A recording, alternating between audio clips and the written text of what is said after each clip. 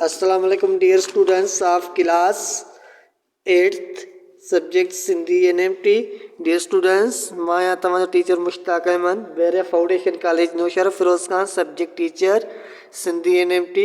Dear students, अॼु असां सबक नंबर 6 शाह अब्दुल लतीफ़ भिटाई रहमतुल्लाह अलैह खे हिकु दफ़ो रिवाइज़ करण खां बाद में वरी उनखे ईंदड़ लेक्चर में फेयर कंदासीं.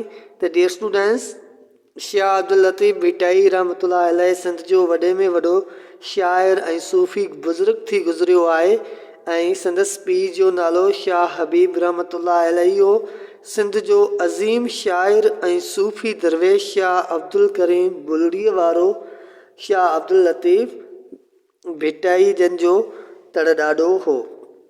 डियर स्टूडेंट्स, तव्हांखे ख़बर आहे त हीअ सबक जी रीडिंग मां तव्हांखे पहिरां ई बि कराई आहे. उन खां पोइ वरी अॼु बि मां हिन सबक जो इंट्रोडक्शन तव्हांखे करायो आहे ऐं इन सां गॾोगॾु तव्हांखे अॼु जो होमवर्क बि इहो ई आहे त हिन सबक खे गौर सां रीडिंग कयो पंहिंजे घर में. उन खां पोइ हिन सबक जा जेके क्वेश्चन आहिनि उन्हनि खे हिकु दफ़ो पंहिंजी रफ कापीअ ते वेही हल करण जी कोशिशि कयो. इन्हनि सवालनि जा जवाब पाण ई तव्हां हिकु रफ कापीअ ते लिखो. उन खां पोइ उन्हनि खे पंहिंजे ज़हन में रखो. त उन खां पोइ डियर स्टूडेंट्स, जेको सुभाणे जो असांजो लेक्चर हूंदो उन में असां हिन सबक खे फेयर कंदासीं. त जेको मां तव्हांखे अॼु जो होमवर्क ॾिनो आहे इहो होमवर्क तव्हां पंहिंजे घर में वेही कयो त जीअं सुभाणे जो जेको कमु हुजे उहो तव्हां आसानीअ सां सम्झी सघो. छाजे करे त डियर स्टूडेंट्स, सिंधी लैंग्वेज तव्हांजी नेटिव लैंग्वेज न आहे, NMT लैंग्वेज आहे, नॉन मदर टंग आहे.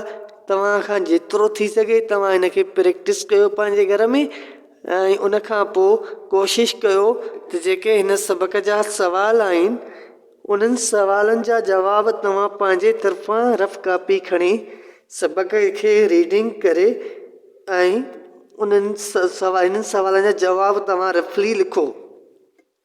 उन खां पोइ जेको मां तव्हांखे हिन जो फेयर वर्क कराईंदुसि उहो तव्हां फेयर वर्क पंहिंजी फेयर कापीअ ते नोट कंदो ऐं लिखंदो. ऐं तव्हांखे इहा ॻाल्हि ज़हन में हुजे त जीअं ई तव्हांजा क्लास खुलंदा त जेको कमु असां ऑनलाइन क्लासिस जे दौरान तव्हांखे करायूं था इहो दोबारा असां रिपीट न कराईंदासीं.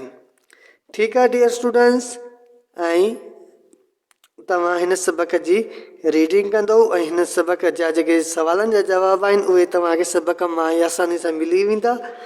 लास्ट में इहो न आहे त बसि मां तव्हांखे ॾेई छॾियो तव्हां ई कंदो.